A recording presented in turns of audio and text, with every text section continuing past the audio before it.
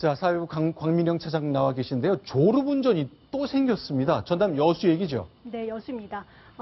어제 오후 2시에 네. 전남 여수 엑스포도로 아래 터널에서 발생한 사고입니다. 25톤짜리 트레일러가 앞에 있는 차량 10대를 들이받아서 난 사고인데요. 네. 처음에 들이받친 그 차에 있던 일가족 4명이 있었는데요. 네. 그중에 61살 되는 여성이 사망을 한 사고고요. 총 9명이 아이고. 입었습니다. 자, 저 장면인데 이 여수의 터널, 지난번에 그 강원도 봉평 터널 장면도 봤지만 터널은 늘 상습 정체하는 경우가 많잖아요. 네, 맞습니다. 지난 영동고속도로 봉평터널 지금 화면이 나오고 있는데요. 저건 역시 터널 입구에서 일어났던 사고였고, 이번에 여수에서 일어났던 사고는 터널에서 나오는 출구 직전에 발생한 사고입니다. 정체되어 있는 앞에 차량들을 보지 못하고 그대로 들이받은 사고입니다.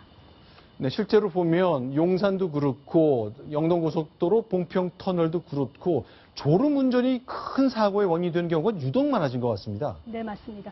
여수 마레터널에서도 트레일러 운전자가 졸음운전 때문에 앞에 있는 차들을 보지 못했다고 얘기를 했고요. 봉평터널에서도 몽롱한 상태였다라고 그 관광버스 기사가 발언을 해서 졸음운전으로 저희가 드러났습니다. 지금 보시는 것 사고의 피해를 입은 차량인데 정말 전파됐거든요. 자, 그런데 이 졸음, 물론 운전자 스스로 조심해야 되겠죠. 그런데 이제 졸음운전 피하라고 쉼터 같은 게 좀 만들어져 있지 않습니까? 네, 그렇습니다. 그런데 그게 쉴 수 있는 곳이 못 됩니다. 문제는요, 졸음운전 쉼터라고 하면 당연히 들어가면 햇볕이라도 좀 막아줘야 되는데, 한 30분 정도 차를 거기다 세워놓게 되면 차 온도가 53도까지 올라간다고 합니다. 이게 사람이 잠을 잘 수거나 쉴 수 있는 공간 자체가 못 되는 거고요. 자, 이렇게 차가 들어오다가 이렇게 안으로 들어가서 좀 세워놓고 쉬는데 이게 감속해야 되는 구간이나 빠져나오는 구간이 굉장히 좁네요. 그렇습니다. 말씀하신 것처럼 저기를 들어가고 나는데 이게 어디서부터 들어가야 될지 모르게 정말 들어가다가도 사고 나기 십상인 그곳이고요. 밖으로 빠져나오는 것도 최소한 40~50m 정도 거리를 둬야지 거기서 차가 나올 수 있는데 그런 구간이 충분하지 못하다 보니까 들어가고 나오는 과정에서 고속으로 주행하는 다른 차들과 충돌할 가능성이 항상 있는 곳이라 쉴 수 없는 쉼터가 되고 있는 거죠. 실제로 보면요. 그렇죠. 이렇게 차가 들어오는데 너무 길이가 짧거든요.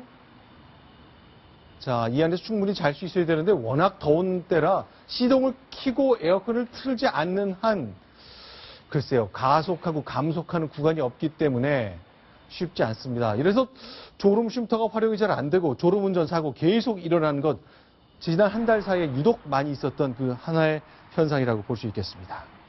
또 하나요, 광민영 기자. 이번엔 좀 사고가 생겼는데 어떤 일입니까? 음란 행위 때문에 생긴 사고라면서요? 네, 좀 황당한 일입니다. 수원의 한 버스 정류장 인근에서 일어난 사건이었는데요. 버스 정류장에 있던 40대 남성이 음란 행위를 하고 있던 것을 근처 빌라에 사는 여성이 발견을 하고 남편한테 이야기를 합니다. 이 남편이 바로 집에서 나와서 이 남성을 쫓기 시작하고요. 남성은 도망가다가 방금 나왔던 화면처럼 전봇대에 머리를 부딪혀서 쓰러집니다. 그래서 사람들이, 그 남편과 시민들이 이 남자를 제압하기 위해서 올라타서 제압을 했고, 그 사이에 경찰이 와서 이 남성을 체포해 갑니다. 그런데 체포하는 과정에서 수갑을 채우려다 보니까 남성의 얼굴이 굉장히 창백하고 호흡곤란 증세를 일으킨 겁니다. 그래서 바로 응급차를 불렀고요. 하지만 병원에 가서 곧 숨진 사건이었습니다. 네, 양철 변호사. 이거 어떻습니까? 그러니까 이렇게 음란을 하기 때문에 이걸 좀 제압하려고 했던 시민의 의식이 발동한 걸로 이해가 되는데 결국 이런 일이 생겼네요.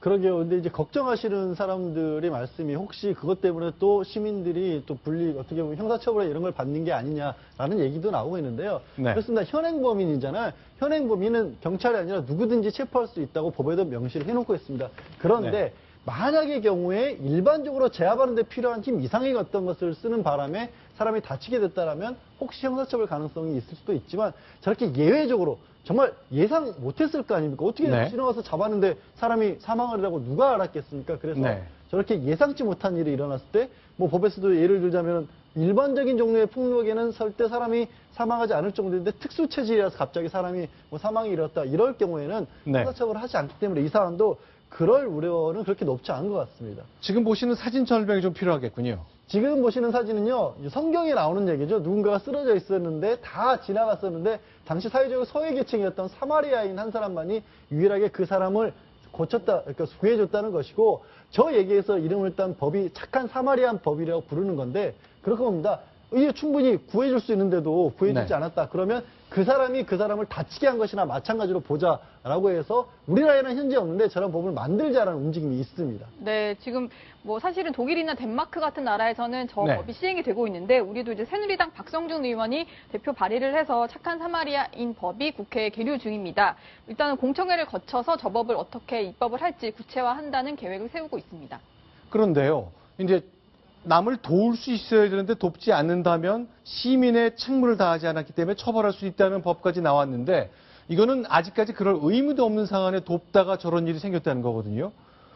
자, 이 판례가 어떻게 수사 결과가 어떻게 나올지 입건될 수도 있다는 거니까 부검 결과에 달린 건데요. 지난번 왜 담배 피는 남자한테 네. 어린 아이를 데리고 있던 저기 엄마가 네, 담배 피우지 말라고 네, 그래가지고 뺨을 맞아가지고 결국 이 여자도 뺨을 때리는 사건을 있었죠. 양쪽이 다 폭행 혐의로 입건한 문제에 대해서 네, 우리 국민들은 어떤 반응을 보였냐면 아니 그걸 왜 입건을 하냐. 네, 당연히 할 말을 했는데 상대방이 듣지 않아가지고 거기에 네. 항의한 걸 가지고 맞았기 때문에 때린 건데 네. 그걸 왜 입건하냐라는 그런 얘기했는데 아마 정서상으로는 네. 지금 저기 양 변호사가 얘기했듯이 네. 지금 뭐 전혀 예상 밖의 그런 일이 벌어진 걸 가지고 형사처벌을 하기는 물론 뭐 저기 사람이 죽었으니까 경찰서는 검토할 수도 있다고 했지만 네. 검토한다 하더라도 처벌까지는 이르지 않을까 네. 그런 생각을 해보고 그렇게 됐으면 좋겠다. 네. 라는 생각을 해봅니다. 알겠습니다.